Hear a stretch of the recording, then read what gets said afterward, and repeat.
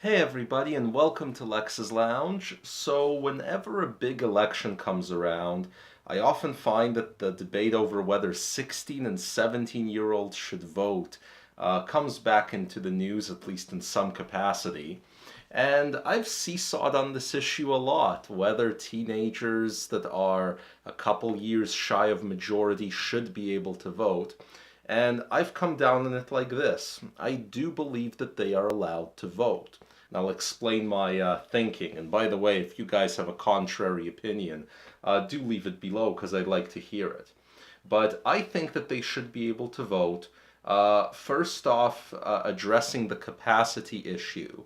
I do understand that some portion of 16 and 17-year-olds are not mature enough to properly research a topic like politics and to cast an informed ballot. However, the problem with that argument is there are many adults who are not mature enough and are not capable of making themselves informed, and yet we do not hold that against them. I would even argue that there are some seniors who may not be of sound mind and could be on dementia, and they may not be able to get an informed opinion either, and yet they vote quite a bit. But we never use their age and their mental capacity as a reason to prevent them from voting. To me, the more relevant issue is do 16 and 17-year-olds face issues in society that require representation at the political level where their vote should count?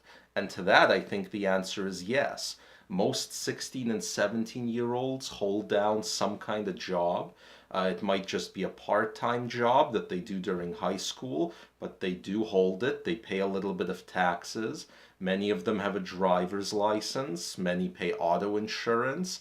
Auto insurance rates being something that's definitely regulated by politicians. In many places, a 16-year-old can legally leave high school of their own volition. They can legally get married of their own volition. Not everywhere, but in some places. So we do seem to give 16 and 17-year-olds certain roles and responsibilities in society that seem to have the right to vote inherently connected to them. I'll also note, for those that are concerned about the capacity of a 16 or 17-year-old to vote, when you're looking at 18 to 24-year-olds, only about 20% of those vote in major elections, which is very unfortunate, but that's just the way it is. With 16 and 17-year-olds, it would likely be an even smaller percentage. We might be looking at only 15 to 20% of them voting. And I think that that's not a bad thing at all, because if you're part of that top 15th percentile that's responsible enough to vote and who cares about the right to vote, I think your opinion should be included because it's probably a decent one. It's certainly no argument that teenagers would vote for hard left progressive candidates because, well, again, old people vote for conservative candidates very reliably. And again, it doesn't mean that they shouldn't vote. And the final thing that's always struck me is that in most countries, when you're 18, you're suddenly considered overnight to be mature enough to join the military. You are able to go to war under the orders of a politician. So then doesn't it follow that if you're a year or two younger, you should already be mature enough to at least vote for that politician for whom you might be going to war in another year or two? So I think that that could be kind of like a step ladder of building responsibilities.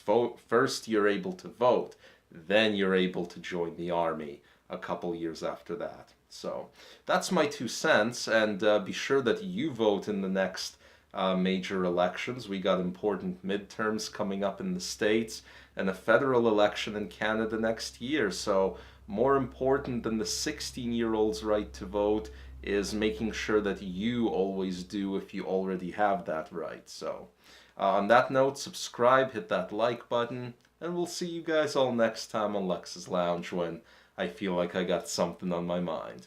Bye-bye.